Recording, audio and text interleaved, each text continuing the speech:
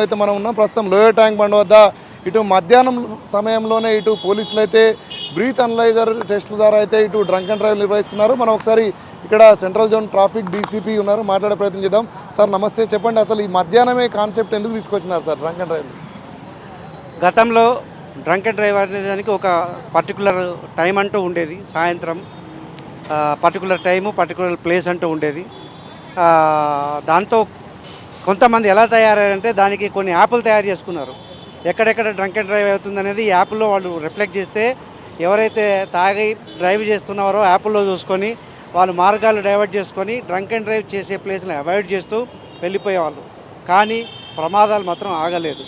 So దీన్ని avoid చేయడం కొరకు, ప్రమాదాలని ఆపడం కొరకు, అమాయకులకు ప్రాణ నష్టం క్షతగాతులు కాకుండా చూడడం కొరకు, ప్రజల యొక్క రక్షణ కొరకు హైదరాబాద్ సిపి గారు శ్రీ సివి ఆనంద్ గారి యొక్క ఆదేశాల మేరకు ట్రాఫిక్ జాయింట్ సిపి గారు శ్రీ జోయల్ డేవిస్ గారి యొక్క నేతృత్వంలో మేము lightening drunk and drive test అని చెప్పేసి స్టార్ట్ చేశాము. దీనికి టైం అంటూ ఉండదు. డే టైంలో కానీ నైట్ టైంలో కానీ ఎప్పుడైనా ఎక్కడైనా డ్రంక్ అండ్ డ్రైవ్ చేయొచ్చు.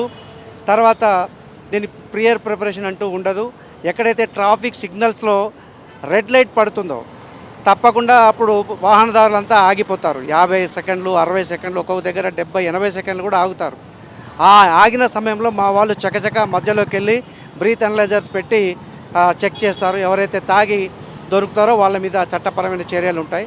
అగైన్ మళ్ళీ గ్రీన్ సిగ్నల్ పడగానే వీళ్ళు రెడ్ సిగ్నల్ పడ్డ వైపు షిఫ్ట్ అయిపోతారు. సార్ ప్రధానంగా మనం చూస్తే డ్రంక్ అండ్ డ్రైవ్ అనగానే గుర్తొచ్చేది రాత్రి వేళల్లో తాగి ఇటు పబ్బులకు కానీ రోడ్లపైన కానీ డ్రైవింగ్ చేస్తుంటే పట్టుకుంటారు. కానీ మధ్యాహ్నం సమయంలో ఏ విధంగా ఉంది? డ్రంక్ అండ్ డ్రైవ్ ఫలితాలను ఇస్తున్నాయా? కేసులు నమోదు అవుతున్నాయా? డ్రింక్ చేసి డ్రైవింగ్ చేస్తున్నారు, ఎలాంటి యొక్క పరిణామాలు కనిపిస్తున్నాయి సార్? తప్పకుండా రిజల్ట్ కనబడుతుంది. మనకు ఈ ఏర్పడకుండా డే టైంలో కూడా తాగి డ్రైవ్ చేసే వాళ్ళు చాలామంది ఉంటున్నారు. అది మాకే ఆశ్చర్యంగా అనిపిస్తుంది. నిన్న ఒక్కరోజే మాకు 46 మంది దొరికారు. ఒక మా సెంట్రల్ జోన్ అండ్ ఈస్ట్ జోన్లోనే 46 మంది తాగి దొరికారు. అంటే ఇది చాలా సీవియర్గా ఉంది ప్రాబ్లం ఇది. కాబట్టి ఎనీ టైం ఎనీవేర్ అనేది మన సిపి గారు సివి ఆనంద్ గారి యొక్క కాన్సెప్టు. దాన్ని మేము ముందుకు తీసుకెళ్తున్నాం. మంచి ఫలితాలు వస్తున్నాయి. సార్ ప్రధానంగా మనం చూస్తే డ్రంక్ అండ్ డ్రైవ్లో మీరు 46 మంది దొరికారు అంటున్నారు కదా. సో వీటిలో ఎలాంటి డ్రైవర్స్ ఉన్నారు సార్? మన స్కూల్ బస్సులు ఉంటాయి, కాలేజ్ బస్సులు ఉంటాయి, అదేవిధంగా జనరల్ వెహికల్స్ ఉంటాయి. ఎవరిని మీరు అత్యధికంగా గుర్తించినారు సార్? దీంట్లో మామూలుగా ట్రాన్స్పోర్టేషన్ వాళ్ళు ఉన్నారు, 2 వీలర్స్ ఉన్నారు, ఎక్కువ మంది 2 వీలర్స్ ఉన్నారు. వాళ్ళు ఎక్స్పెక్ట్ చేయరు డే టైంలో డ్రంక్ అండ్ డ్రైవ్ అవుతుందని చెప్పి ఎక్స్పెక్ట్ చేయరు.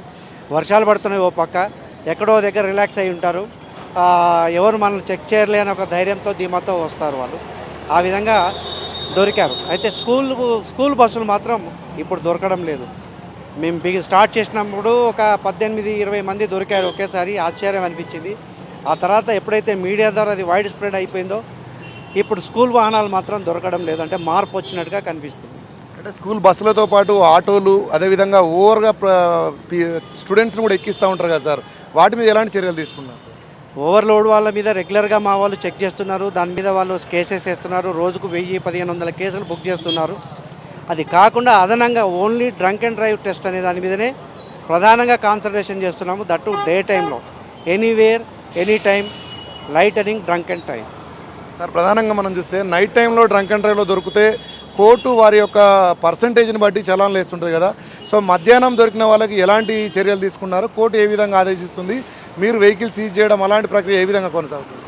మామూలుగా డ్రంక్ అండ్ డ్రైవ్లో వాళ్ళు దొరికినప్పుడు ఆల్కహాల్ పర్సంటేజ్ని బట్టి కోర్టు వాళ్ళకి శిక్షలు విధించడం జరుగుతుంది.